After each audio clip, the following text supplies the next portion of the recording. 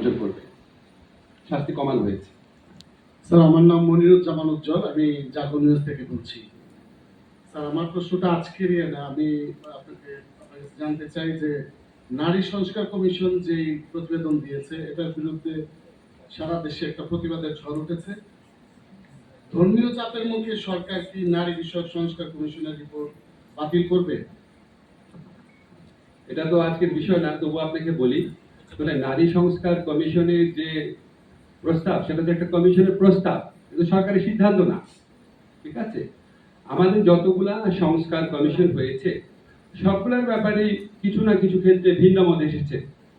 তো নারী সংস্কার কমিশনের যে প্রস্তাব সেখানেও ভিন্ন মত থাকতেই পারে। অধিকাংশ ক্ষেত্রে ভিন্ন মত শালীনভাবে প্রকাশ করা হয়েছে, কিন্তু কিছু ক্ষেত্রে অত্যন্ত বিদ্বেষমূলক, আক্রমণাত্মক এবং নারী শুধু না, মানে পুরা জাতির প্রতি অবমাননাকর ভাবে প্রতিক্রিয়া ব্যক্ত করা হয়েছে। আমরা এটা আশা করি না সমাজে ভিন্ন মত চর্চা থাকবে। আমি শুধু আপনাদের এটা নিয়ে আর কিছু বলবো, শুধু একটা কথা বলে দিই, আমাদের যে কোনো ধরনের বড় সংস্কার রাজনৈতিক ঐক্যমত্য ছাড়া বাস্তবায়ন করা হবে না। এবং আরেকটা জিনিস খেয়াল রাখবেন, এটা একটা সংস্কার কমিশনের প্রস্তাব, এটা কিন্তু সরকারের সিদ্ধান্ত না। তা আমরা আশা করব ভিন্নমত এবং প্রতিক্রিয়া জ্ঞাপন করার ক্ষেত্রে সবাই যেন সহনশীলতা এবং শালীনতার পরিচয় দেয়।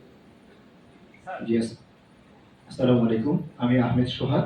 আমার প্রশ্ন হচ্ছে, যুব উন্নয়ন যে বিষয়টা নিয়ে আলোচনা হয়েছে সেখানে যে সার্টিফিকেটধারীরা সেক্ষেত্রে যে প্রশিক্ষণটা গ্রহণ করতে পারবে, যারা সার্টিফিকেটধারী না তারা কি এক্ষেত্রে প্রশিক্ষণ গ্রহণ করার জন্য সর্বাত্মক সুযোগ পাবে কিনা? আরেকটা বিষয় হচ্ছে, আমরা দেখেছি আগেও এই সমস্ত প্রশিক্ষণগুলো যারা গ্রহণ করতো তারা শুধু প্রশিক্ষণের ভাতাটা পাবে যে এই উদ্দেশ্যে ওখানে অংশগ্রহণ করতো।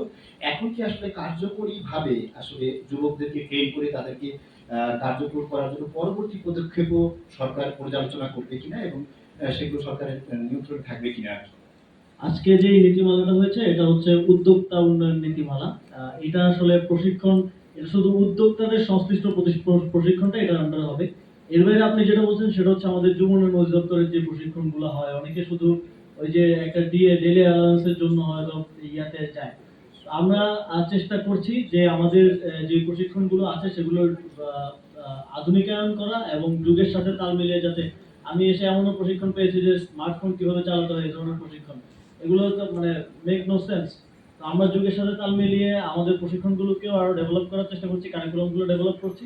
এবং আপনারা যারা নতুন কিছু প্রশিক্ষণ আমরা ইন্ট্রোডিউস করছি, সেলফ ডিফেন্স, তারপর হচ্ছে আর্টিফিশিয়াল ইন্টেলিজেন্স নিয়েও আমরা প্রশিক্ষণ এই জুন জুলাই থেকে হয়তো আপনারা পেয়ে যাবেন। আর্টিফিশিয়াল ইন্টেলিজেন্সের প্রশিক্ষণটা যাবে। আমরা পৃথিবীর সাথে তাল মিলিয়ে চলার জন্য আমাদের তরুণরা যাতে নিজেদেরকে তৈরি করতে পারে ঠিক সেভাবেই সামনের প্রশিক্ষণগুলো ডিজাইন করব এবং সেগুলো উন্নত মানের প্রশিক্ষণ হবে। যেটা হয় সাধারণত স্কিল ডেভেলপ করার জন্য কেউ সরকারি কোনো প্রতিষ্ঠানে আসে না, কিন্তু আমরা প্রশিক্ষণগুলো এমনভাবে ডেভেলপ করবো যে সরকারি প্রতিষ্ঠানে স্কিল ডেভেলপ করতে সবাই আসবে, বরং ডেলি অ্যালাউন্সের জন্য না, বরং টাকা দিয়েও প্রয়োজন হলে আসবে, এরকম কোয়ালিটি প্রশিক্ষণ আমরা নিশ্চিত করব। জি স্যার, আমার নাম আয়নাল হোসেন, আমি আজকের পত্রিকায় কাজ করি। সাইবার সিকিউরিটির যে ধারাগুলো বাতিল বা করা হইলো, সেখানে মামলার সংখ্যাটা কেমন হতে পারে?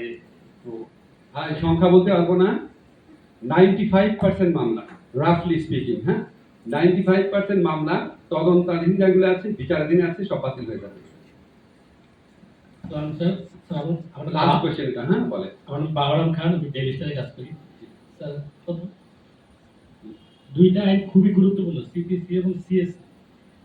ক্যাবিনেটে যে আইনগুলো ওঠে সেইগুলো যেভাবে আমরা ব্রিফিং পাই, তারপরে আমরা যখন যে অফিসে লিখতে যাই, ব্রিফিং এ ইনস্ট্যান্টলি অনেক কোয়েশ্চেন আমরা করতে পারি না।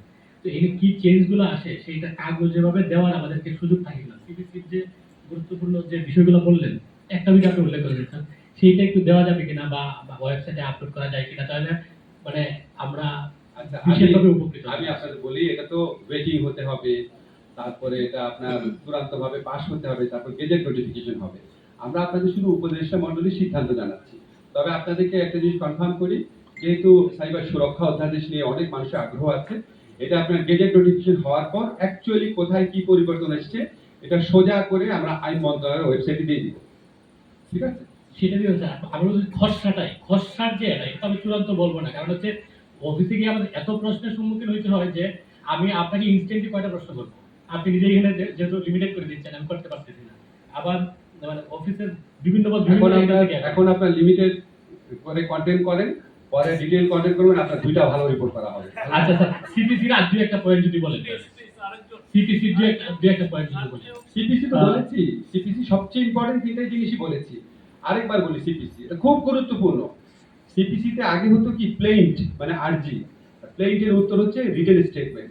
এই দুইটা জিনিস লিখিতভাবে জমা দেওয়া হতো, তারপর উকিলরা ওটা লাইন বাই লাইন পড়তেন, আর ওই যে প্লেইন্ট লিখেছেন তাকে বলতে আপনি এটা লিখেছেন, উনি বলতেন হ্যাঁ লিখেছি, আদালত এটা শুনতো।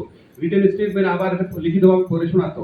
এই লিখিতভাবে পড়ে শোনা, আদালতকে শোনানো, এটা করতে করতে 6টা-7টা শুনানি লাগতো। 6টা-7টা শুনানি ডেট পাইতে পাইতে এমনকি 2 বছরও লাগতো।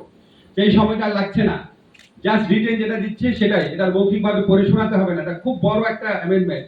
সেকেন্ড যেটা বড় অ্যামেন্ডমেন্ট সেটা হচ্ছে আগে টাইটেল পাওয়ার জন্য একটা মামলা হতো, তারপর হচ্ছে আবার এটা এক্সিকিউশনের জন্য আবার আরেকটা মামলা হতো। তো অনেকে টাইটেল পেতো, এক্সিকিউশন করতে করতে আরো 5-10 বছর লেগে যেত। এখন একটা মামলাতেই সব নিষ্পত্তি হবে।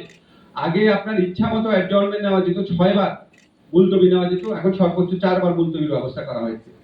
আগে হচ্ছে আপনার সমন জারি করা নিয়ে প্রচুর সময় লাগতো, এখন আপনার সমন জারি করার পাশাপাশি হোয়াটসঅ্যাপে, ইমেইলে, মেসেঞ্জারে মেসেজ পাঠানো যাবে, ওই মেসেজ পাঠানোর রেকর্ডগুলো আমরা রাখবো এবং এটা এডিশনাল মেজার্স হিসেবে এরকম কিছু কিছু জিনিস করে আমরা আশা করছি মামলার সময় আশা করছি অন্তত অর্ধেক কমে যাবে।